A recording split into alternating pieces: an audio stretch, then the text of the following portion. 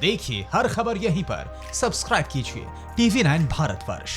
इस वक्त प्रधानमंत्री की तमाम राज्यों के मुख्यमंत्रियों के साथ बहुत अहम बैठक चल रही है और इससे जुड़ी बड़ी खबर यह आ रही है कि प्रवासी मजदूरों पर चर्चा चल रही है। कोटा के जो कोचिंग इंस्टीट्यूट्स हैं उसमें जो छात्र फंसे हुए थे उन पर भी इस मीटिंग में चर्चा हुई है और यह बहुत जरूरी मुद्दा था, क्योंकि लगातार अपने खास मेहमानों से जिस मुद्दे पर हम चर्चा कर रहे थे वो भी यही था कि जो तमाम जगहों पर छात्र फंसे हुए हैं, जो तमाम जगहों पर माइग्रेंट मजदूर लेबर्स फंसे हुए हैं, उनको कैसे अपने अपने राज्यों तक पहुंचाया जाए। और एक बात बड़ी ये भी निकलकर सामने आई कि बिहार की तरफ से ये कहा गया कि जो प्रवासी मजदूर हैं वो जिन राज्यों में हैं वहीं की राज्य सरकारों को उनका ख्याल रखना चाहिए, ना कि कोशिश ये करनी चाहिए कि मजदूरों को, छात्रों को, उनको उनके राज्य वापस भेजा जाए ऐसे मुश्किल वक्त में। हमारे साथ तमाम खास मेहमान मौजूद हैं, लेकिन आमोद राय के पास एक बार फिर आपको लिए चलेंगे। आमोद, ताजा अपडेट अब दे दीजिए हमारे दर्शकों को इस मीटिंग में और क्या क्या मुद्दे इस वक्त डिस्कस हो रहे हैं। देखिए, सबसे पहले तो अमित शाह ने प्रेजेंटेशन दिया देश भर में लॉकडाउन को कैसे लागू किया गया है और उसको कितना पालन किया जा रहा है। उसके तरफ से उनकी इस बयान के बाद उनके इस भाषण के बाद वहाँ एक प्रेजेंटेशन दिया गया। प्रेजेंटेशन के बाद प्रधानमंत्री ने खुद मोर्चा संभाला और उन्होंने पूरे देश में लॉकडाउन और कोरोना महामारी के तहत जो स्थिति है उसका जायजा लिया और लोगों से बातचीत की। लेकिन सबसे महत्वपूर्ण बात यह है कि जो दूसरे राज्यों में फंसे हुए लोग हैं, चाहे प्रवासी मजदूर हो या दूसरे लोग हो, खास करके जो कोटा में फंसे स्टूडेंट्स हैं, उनके मुद्दे को उठाया गया और कैसे उनको उनके गंतव्य तक, उनके घर वापस भेजा जाए, इस मुद्दे पर भी चर्चा हुई। इसमें राजस्थान के मुख्यमंत्री और बिहार के मुख्यमंत्री दोनों की भूमिका क्या होगी और कैसे उनको स्मूथली उनके घर तक पहुंचाया जा सकता है, इन सब मुद्दों पर भी चर्चा हुई। लेकिन आगे और जो 3 तारीख के बाद स्थिति बनेगी, अगर लॉकडाउन कंटिन्यू करना पड़ता है तो उसमें फिर आर्थिक कौन कौन सी जो गतिविधियां हैं जिनको अलाउ किया जा सकता है, इन सब मुद्दों पर भी चर्चा होगी। अभी धीरे धीरे बैठक में एक एक करके बातचीत शुरू हुई है। बिल्कुल आमोद, बने रहे आप हमारे साथ। कांग्रेस के नेता देवाशीष जरारिया भी हमारे साथ मौजूद हैं, वो अपने कुछ पॉइंट्स रखना चाह रहे थे, लेकिन उससे पहले अपने दर्शकों को एक अहम खबर दे दें कि प्रधानमंत्री की इस बेहद अहम मीटिंग में अब पश्चिम बंगाल की मुख्यमंत्री ममता बनर्जी भी शामिल हो गई और निश्चित तौर पर इस वक्त बहुत जरूरी है कि हर कोई मिलकर इस मुसीबत का सामना करे और इस मुसीबत में एक साथ देश के साथ खड़ा हुआ नजर आए। और अब यह जानकारी हमारे पास आ रही है कि ममता बनर्जी वीडियो कॉन्फ्रेंसिंग के जरिए पीएम की इस बैठक में शामिल हो गई हैं। देवाशीष जरारिया हमारे साथ मौजूद हैं। देवाशीष, मुझे यह बताइए कि इस वक्त बीजेपी शासित जो राज्य हैं वो तमाम राज्य यही कह रहे हैं कि भाई केंद्र सरकार के फैसले के साथ पूरी तरह से खड़े हुए हैं, और लेकिन कांग्रेस शासित राज्यों की तरफ से यह बात बार बार कही जा रही है कि आर्थिक पैकेज जो है उसकी घोषणा करनी चाहिए, राज्यों को और ज्यादा आर्थिक मदद की घोषणा इस वक्त होनी चाहिए जिस तरह की मुसीबतों का सामना राज्य कर रहे हैं। आप मुझे 2 बड़ी बातें बताइए जिसकी इस वक्त फौरन जरूरत है मध्य प्रदेश में खास तौर पर।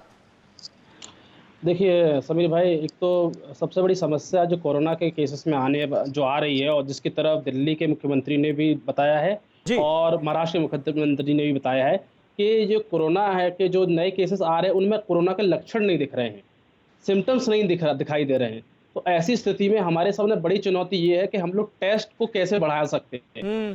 टेस्ट बढ़ाना बहुत इंपॉर्टेंट है और आज की तारीख में हम लोग 30 से 35 हज़ार पर डे पूरे ऑल ओवर इंडिया टेस्ट कर पा रहे हैं। हमारे पास टेस्ट की कैपेसिटी हमें बढ़ानी होगी, पहली चीज तो। दूसरी चीज ये कि रबी की फसलें भी तैयार पकी बैठी है। मध्य प्रदेश एक कृषक राज्य है जहाँ 70% से ज्यादा पॉपुलेशन कृषि पे निर्भर करती है। वहाँ रबी की फसलों की कटाई हो चुकी है, अब वो फसलें सड़ रही है, बेमौसम बरसात हो रही है, किसान बैठा हुआ है, मंडी में अनाज नहीं जा रहा है। इस तरह की जो पूरा सिस्टम है वो कोलैप्स हो गया है। इस सबको सुचारू रूप से चलाने के लिए जरूरी है कि केंद्र सरकार राज्य सरकारों को मदद करे। ये बहुत बड़ी समस्या है। बिल्कुल। तुहिन, अब ये जो मुसीबतें हैं इनसे कैसे निजात मिले? जाहिर सी बात है तमाम राज्यों की अपनी अपनी दिक्कतें हैं, अपनी अपनी परेशानियां हैं। आर्थिक मदद की भी उम्मीद लगाकर बैठे हैं। क्या आपको लग रहा है कि इन परेशानियों को हल करने का एक जरिया आज की इस मीटिंग के जरिए मिलेगा? निश्चित तौर पर ये एक प्रक्रिया है और आज की मीटिंग के अंत तक अगर पूरी तरह समाधान ना भी मिले तो मैं यकीन के साथ कह सकता हूं कि एक पॉजिटिव डेवलपमेंट जरूर होगी। यहाँ पे मैं ये भी कहना चाहता हूं कि अगर आप अनेक मुख्यमंत्रियों के कार्य पद्धति को देखें, और इसमें मैं एक बार फिर कहना चाहूंगा कि मैं बीजेपी के मुख्यमंत्री या बीजेपी के मुख्यमंत्री नहीं है इसको नहीं देखना चाहता हूं। योगी आदित्य जी ने तो कमाल का काम किया ही। उन्होंने अपनी क्षमता दिखाई, जहां उन्होंने खुद जो है केंद्र सरकार के निर्णय के इंतजार किए बगैर उन्होंने अपने लोगों, अपने श्रमिकों को दूसरे राज्य से न केवल वापस लाया बल्कि उन्होंने ये भी गारंटी दिलाई कि उनको वो किस तरह से अगले 15 दिनों तक आइसोलेशन में रखेंगे और निरीक्षण में रखेंगे। साथ ही केरला ने कमाल का काम किया है। आज से 3 हफ्ते पहले महाराष्ट्र और केरल का जो जिला है कसरगोड, वो लगभग सेम जगह पे था। आज केरला में जो है कसरगोड में शायद ही 1-2 केसेस नए रिपोर्ट किए जा रहे हैं डेली में, और जबकि महाराष्ट्र की स्थिति जो है पिछले 4 हफ्तों में इतनी बदतर हो गई है। राहुल गांधी जो हमेशा ये ट्वीट करते हैं कि टेस्ट बढ़ाई जाए, मैं उनसे एक छोटा सा सवाल पूछता हूं कि अगर वो इतने जानकार हैं तो जो राज्य में उनकी सरकार है वहां पर टेस्टों में इजाफा क्यों नहीं हो रहा है? बल्कि मैं आपको बताना चाहता हूं कि पिछले कुछ दिनों में महाराष्ट्र में जो मुझे कंप्लीट कर लेते, मैं बहुत इंपॉर्टेंट चीज बता रहा हूँ। पिछले 10 दिनों में महाराष्ट्र में जो हाई रिस्क असिम्प्टोमेटिक केसेस है उनको टेस्ट नहीं किया जा रहा है। क्या आप समझ सकते हैं ये कितनी बड़ी लापरवाही है? और किस प्रकार से, क्योंकि इवन जो असिम्प्टोमेटिक केसेस है वो भी डिजीज को स्प्रेड करते हैं, क्योंकि वो जब आप बात करते हैं तो इसका जवाब दीजिए। नहीं हेमराज शाह जी, क्यों हो रहा है ऐसा? नहीं, सब टेस्ट तो हो रहे हैं, मगर जो केंद्र ने भेजी थी तो उन्होंने कहा था कि 2 दिन के लिए उनको रोक दे, वो उतने ही 2 दिन के लिए रोकी थी। बाकी सब टेस्ट केस चालू है, और जो टेस्ट केस हमने बाहर से मंगवाई, हरियाणा से मंगवाई, तो हरियाणा सरकार ने स्टॉप कर दिया कि भाई हरियाणा के सिवाय आप मत दिए। फिर दूसरी जगह से मंगवाई तो वहाँ से हमारी नई किट आनी शुरू हो गई है और टेस्ट केस चालू हो गई है। टेस्ट केस के बारे में कोई कंप्लेन है ही नहीं महाराष्ट्र में। ये सब गलत बात चलाई जा रही है। ऐसी गलत बात चलाई नहीं जानी चाहिए। नहीं, तो हेमराज शाह जी, आप कह रहे हैं कि केंद्र, आपने पहले ये कहा कि केंद्र सरकार का जितना सहयोग मिलना चाहिए नहीं मिल रहा है, तो आपको अभी क्या दिक्कत है? महाराष्ट्र की राज्य सरकार को इस वक्त किन दिक्कतों का सामना करना पड़ रहा है, बताइए ना। कम से कम बात आगे तो बढ़े, सरकार तक पहुंचे तो। केंद्र सरकार से क्या कहना चाहते हैं आप? क्या इल्तिजा है? हमें टेस्ट केस किट ज्यादा से ज्यादा भेजी जाए, और हमारे जो जीएसटी बाकी रकम पड़ी है हमारी पहले की, वो भेजी जाए, और एक्स्ट्रा मदद जो भेजनी है दूसरे राज्यों को जो भेजती है उसके हिसाब से हमें भेजी जाए, उसकी हम राह देख रहे हैं। और दूसरा फूड ग्रेन जो है, वो फूड ग्रेन, दाल चावल बेचते हैं तो दाल नहीं बेचते, तो सभी चीजें एक साथ भेजी जाए ताकि हम सब एक साथ डिस्ट्रीब्यूट कर सके। समीर भाई, मैं तुहिन जी की बात बोलिए, देवाशीष बोलिए। तुहिन भाई, देखिए पूरे देश में आज की स्थिति में केवल 35,000 टेस्ट किट मौजूद हैं जो पर डे अवेलेबल हो पा रही हैं। दूसरी बात, स्क्रीनिंग पे आप आते हैं, जब एसिम्प्टोमेटिक सिस्टम के केसेस जब आते हैं जिनमें लक्षण नहीं होते हैं, उनको आप स्क्रीनिंग से डिटेक्ट नहीं कर सकते हैं। इसलिए आप चाहे कितनी भी स्क्रीनिंग कर लीजिए, क्योंकि थर्मल स्क्रीनिंग होती है, उस स्क्रीनिंग में केस निकल के नहीं आ पाते हैं। इसलिए आपके सामने चुनौती ये है केंद्र सरकार के सामने कि किसी भी तरीके से हम जो आज पर डे का जो हमारा टेस्टिंग है उसको हम 35,000 से लेकर लाख, 2 लाख, 4 लाख पे हम लेके जा पाए। और आपने बार बार महाराष्ट्र का जिक्र कर रहे हैं, आप मध्य प्रदेश का जिक्र क्यों नहीं कर रहे हैं? जहां इंदौर है, जहां इंदौर में पिछले महीने 20-25 मार्च तक केवल 6 से 7 केसेस थे, आज वहां 1200 से ज्यादा केस हो चुके हैं। आप बार बार आप बात करते हैं, जब इंदौर तो मध्य प्रदेश का नहीं, पूरे देश का एक बहुत बड़ा हॉटस्पॉट बन गया है। आपने मध्य प्रदेश सरकार गिराई, आपकी बीजेपी ने मध्य प्रदेश की जो कमलनाथ जी सरकार थी गिराई। उसके बाद शिवराज सिंह चौहान जी ने आते ही वहां के कलेक्टर को हटा दिया और एक नया जिलाधिकारी लेके आ गए, जिसके 28 मार्च के दिन, जबकि कोरोना का सबसे ज्यादा संक्रमण का काल था। तो आप सिलेक्टिव बात ना करें, पॉलिटिक्स ना खेलें। पॉलिटिक्स जवाब दे दो। देखिए, आप इंदौर की बात, तो इन जवाब दीजिए जल्दी से। आप क्या ऐसे वक्त में, ऐसे मुश्किल वक्त में भी सियासत बेड़ा गर्क कर रही है क्या? मैं आपको सत्य बता रहा हूँ, इंदौर में ये सत्य है कि पिछले 10 दिनों में स्थिति बिगड़ी है, लेकिन मैं आपको आश्वस्त कर दूं कि वो एक तो जो है काफी बड़े पैमाने पर जो है पूरे इंदौर में नहीं भोपाल में भी तबलीग छुपे हुए थे। अब जो है आप अगले 2 या 3 दिन में देखिए स्थिति पूरी तरह से नियंत्रण में आ जाएगी। लेकिन महाराष्ट्र का जिक्र मैं इसलिए कर रहा हूँ, समीर जी कितने सिलेक्टिवली तरीके से इन्होंने तबलीगी पे डाल दिया है। मैं इसी बात की बात करता हूँ, बीजेपी कितना सिलेक्टिवली देखिए धर्म की राजनीति खेल लेती है। अभी तक महाराष्ट्र में केस में तो वहां पर सरकार की नाकामी है, महाराष्ट्र सरकार की नाकामी है। और जैसे ही बीजेपी के साथ राज्य में वहां पर मुसलमान हो जाता है, पूरे संक्रमण के केसेस है उनमें तबलीग का योगदान है, ये तो फैक्ट है। आप लगता है आप फैक्ट्स नहीं देखते। और दूसरी बात, जहां मैं महाराष्ट्र का इसलिए बार बार बात ज्यादा राजनीति नहीं की है, आप राजनीति कर रहे हैं, राजनीति नहीं करना चाहिए।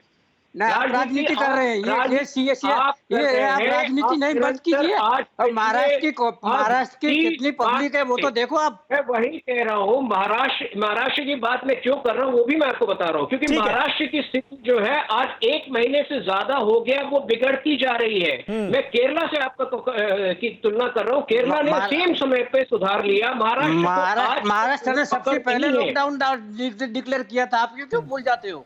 सबसे ज्यादा पहले लॉकडाउन महाराष्ट्र ने किया था। चलिए ठीक है, राजनीति से ऊपर उठकर बात होनी चाहिए। सोमनाथ सिंह रॉय हमारे साथ मौजूद हैं, अब उनका संपर्क जुड़ गया है। सोमनाथ सिंह रॉय, अपनी बात रखिए। पश्चिम बंगाल की वो कौन कौन से पश्चिम बंगाल के कंसर्न हैं जो ममता बनर्जी आज रखने जा रही हैं इस मीटिंग में? क्या आपको लग रहा है किस चीज की सबसे ज्यादा इस वक्त राज्य को जरूरत है? समीर, इससे पहले मैं एक बात कहना चाहता हूँ। मेरा लग रहा था कि तुहिन सिन्हा के पास जब आप पहली बार आएंगे तो वो पहले माफी मांगेंगे ममता बनर्जी के खिलाफ जो शब्द उन्होंने यूज किया था, इसलिए माफी मांगेंगे। क्यों? मीटिंग में ममता बनर्जी था, ये हम लोगों का पता है। लेकिन इन लोगों का आदत है ऐसा ही नहीं, ममता बनर्जी का अगेंस्ट में कुछ भी खबर झूठा हो सच लेकर ममता बनर्जी को खिलाफ बोलना चालू करते हैं, उसको काली लगाने का कोशिश करते हैं। ये लोग माफी नहीं मांगेंगे। फिर भी चलो, पॉलिटिकल पार्टी है, बीजेपी पार्टी का प्रवक्ता है, ममता को खिलाफ बोलने का है। लेकिन इस टाइम पूरा देश एक साथ लड़ रहा है। तुहिन जी प्लीज पॉलिटिक्स मत कीजिए प्लीज। क्यों? ऐसा नहीं है, आप जहां पर आपका परिवार में कोई कोरोना में अटैक नहीं होगा, मेरा परिवार में कोरोना में अटैक नहीं हुआ, मैं तृणमूल का सपोर्टर हूँ, आप बीजेपी ऐसा नहीं देखेंगे। लेकिन आप लोग का जब भी मौका मिलता है ममता बनर्जी के खिलाफ बोलना चालू करते हैं। आप बोलिए, एक चीज सिन्हा जी हमको क्लियर कीजिए।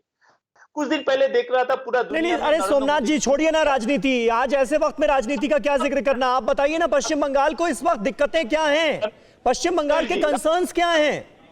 राजनीति करना मैंने चालू नहीं किया था। आपका रिपोर्टर जब बोला है ममता बनर्जी आप आज मीटिंग में, ठीक है, वो तो हमने बता दिया सोमनाथ जी। लेकिन अब अपने राज्य के कंसर्न्स के बारे में तो बात कीजिए। चाहिए क्या? आप कह रहे हैं दिक्कत बहुत ज्यादा हो रही है, कोऑपरेशन नहीं आपको मिल रहा है केंद्र सरकार का। कहां पर दिक्कत है बताइए। जो भी दिक्कत है दीदी ने बताया पहले भी। अब दिक्कत है, ये तो सेंट्रल गवर्नमेंट तो दीदी का बात नहीं सुनेंगे ना। क्यों? वो तो सेंट्रल का एक टीम भेजा है यहाँ पर, दीदी का बातों से उसका बातों का ऊपर भरोसा उनका ज्यादा है, इसलिए दीदी जो रिपोर्ट दे रहा है। अरे सोमनाथ जी ये बताइए कि पश्चिम बंगाल में मुख्यमंत्री के बीच, मुख्यमंत्री और राज्यपाल के बीच, मुख्यमंत्री और प्रधानमंत्री के बीच ये कम्युनिकेशन गैप क्यों पैदा हो रहा है? क्या वजह है आपके हिसाब से इसकी? कम्युनिकेशन गैप 2021 में इलेक्शन है, ये कोरोना मरोना कुछ नहीं है। 2000 इलेक्शन पहले से अमित शाह जी और मोदी जी खुद बोल रहा है 2021 बंगाल टारगेट है, बंगाल टारगेट है तो ममता बनर्जी को। अरे भाई ऐसे वक्त में इलेक्शन प्रायोरिटी तो नहीं है ना, ऐसे वक्त में तो अभी कोरोना से निपटना प्रायोरिटी है। मैं उसका जिक्र कर रहा हूं। राजनीति कर रहा है, आप देख लीजिए कौन राजनीति कर रहा है। इलेक्शन की पड़ी है आपको आज के वक्त में, हिंदू मुस्लिम चालू कर देते हैं। इसीलिए ये लोग तो पहले ही तुहिन सिन्हा जी बात चालू की है हिंदू मुस्लिम लेकर। ये लोग कुछ भी करो, हिंदू मुसलमान और वोट बैंक छोड़कर कुछ नहीं देखते हैं, कुछ नहीं। चलिए आप मुझे ये जवाब दे दीजिए कि 50 केसेस अंडर रिपोर्ट क्यों किए गए थे, बस आप इतना जवाब दे दीजिए मुझे। बताइए सोमनाथ सिंह रॉय साहब, बताइए अंडर रिपोर्ट क्यों किए गए थे? ये सीधा आरोप है भारतीय जनता पार्टी का कि आंकड़े छुपाने की कोशिश की जा रही है। तबलीगी जमात के लोग कई जगहों पर छुपे हुए हैं, उनको पकड़ने की कोशिश नहीं हो रही है, जबकि उनको पकड़कर फौरन उनका टेस्ट होना चाहिए। ये सीधा आरोप है, क्यों हो रहा है ऐसा, ये बोलिए ना। ओके, ममता बनर्जी का एगेंस्ट ने तुहिन सिन्हा जी जो बोला है उसलिए वो माफी मांग रहा है कि नहीं, ये जानना पहले जरूरी है। क्यों ऐसा? सर आप मुद्दे को भटकाने की कोशिश कर रहे हैं ना सोमनाथ जी, जो सवाल पूछा जाए उसका जवाब दीजिए। तो उसका सवाल क्यों मैं जिसको कोई शर्म नाम का बात नहीं है, ममता बनर्जी के खिलाफ बोला है, लेकिन ममता बनर्जी मीटिंग में वहां पर मौजूद है, फिर भी ये लोग बोल रहे हैं ममता बनर्जी नहीं है। सोमनाथ जी वो क्लियर कर दिया गया, वो क्लियर कर दिया गया। अब आगे सवाल ये है कि बीजेपी ये आरोप लगा रही है आप पर कि पश्चिम बंगाल में आंकड़े छुपाने की कोशिश हो रही है। क्या आपको लग रहा है? क्या आपको लग रहा है? लेकिन मैं बता रहा हूं, मैं 1984 से ममता बनर्जी, सभी जी हमको 1 मिनट देना, बोलिए। 1984 से देख रहा हूं मैं, 1984 से दीदी को देख रहा हूं। दीदी जो कोरोना वायरस के अगेंस्ट जो लड़ाई लड़ रहे हैं ना, भविष्य में अगर ये दुनिया में बंगाली जात नाम करके ये जाति रहेगा, तो उसका हृदय में सोना का अक्षर से दीदी का नाम लिखा रहेगा। बंगाली जैसे रविंद्रनाथ टैगोर, जैसे सुभाष चंद्र बोस, जैसे विवेकानंद को शरण करते, ऐसे ममता बनर्जी का नाम शरण करेंगे समीर जी, ये आप ध्यान पे रखिए। ममता बनर्जी वायरस को लेकर बंगाल में जो काम कर रहा है, जो परिश्रम कर रहा है, इसका कोई तुलना अभी तक नहीं है। मैं बता रहा हूं आप क्या ममता बनर्जी, आप क्या लाख से 1 महीना हुआ, एक बात भी नरेंद्र मोदी का अगेंस्ट ने बोला है? एक बात भी बोलिए नरेंद्र मोदी का दीदी बोला है? दीदी बोला है सेंट्रल गवर्नमेंट हमको जो चाहिए वो नहीं मिल रहा है, दीदी ने यही बोला है, उसका जो डिमांड है ये बोला है। लेकिन आप एक बार भी बोलिए ममता बनर्जी कहां पर भी पॉलिटिक्स का बात बोला है, कहां पर भी अमित शाह और नरेंद्र मोदी का अगेंस्ट एक बात बोलिए आप। सोमनाथ सिंह रॉय साहब, फिर आपने मेरे सवाल का जवाब नहीं दिया। क्या चाहिए पश्चिम बंगाल को जो नहीं मिल रहा है?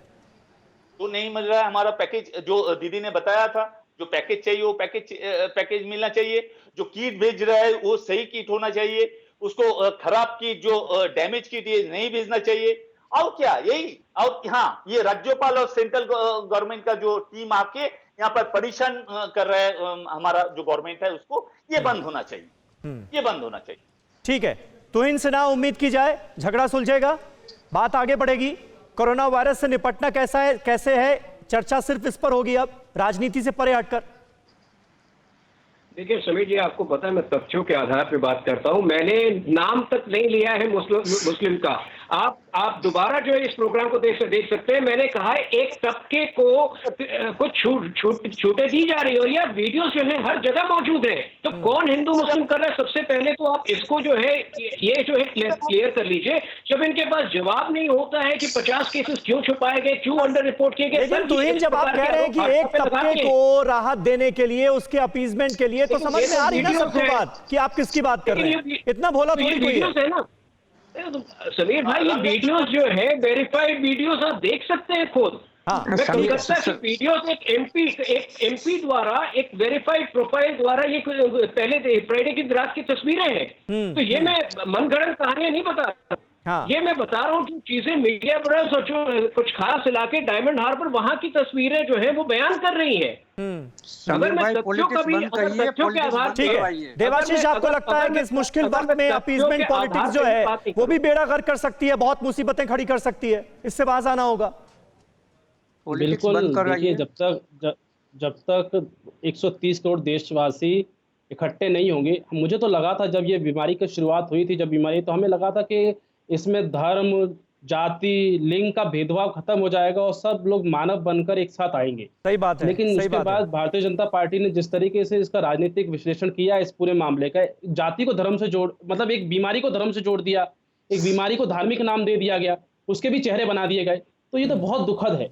आप देखिए कि इसका कितना नतीजा हम लोग सोशल मीडिया पे देख रहे हैं, कितना जहर, कितना उन्माद, और ये लोग जो हम लोग, लेकिन देवाशीष इनकार तो नहीं किया जा सकता ना, तबलीगी जमात के उस कार्यक्रम में जो गलतियां हुई, जानलेवा लापरवाहियां हुई, और आज तबलीगी जमात का कितना अहम रोल है इस संख्या को बढ़ाने में, इससे तो इनकार नहीं किया जा सकता, वो तो फैक्ट है। बिल्कुल, देखिए वहां पर जितनी भी गलतियां हुई उसके जो किरदार हैं उसमें कई प्रशासनिक अधिकारी और सेंट्रल लेवल के अधिकारी भी हमारे इसमें जिम्मेदार हैं, उन पे कभी कार्रवाई नहीं हुई। और ऐसी ही गलतियां हमारे अलग अलग धर्म में, अलग अलग कम्युनिटी के लोगों ने कई गलतियां की हैं। मैं अपने क्षेत्र की बताता हूँ कि एक व्यक्ति बाहर से आता है, उसकी माताजी का देहांत हो जाता है, वो अपने 1500 लोगों का मात्र 13वीं का भोजन रखता है और कई लोगों को संक्रमित कर देता है। तो इस तरह की गलतियां हम लोगों से हो जाती है। हम लोग इतने पढ़े लिखे देश नहीं है और इस तरह की बीमारी है, 130 करोड़ देशवासियों का देश है ये, यहाँ पर इस तरह की भूल चूक हो सकती है। लेकिन उसके पीछे हम लोग इस पूरे बीमारी को धार्मिक रूप दे दे और उसका नतीजा आप देखिए ना,